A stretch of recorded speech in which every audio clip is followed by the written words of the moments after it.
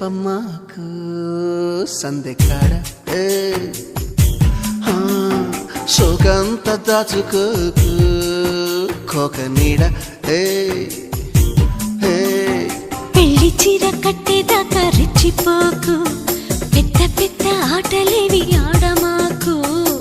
అలవాటు చేసుకోవాలి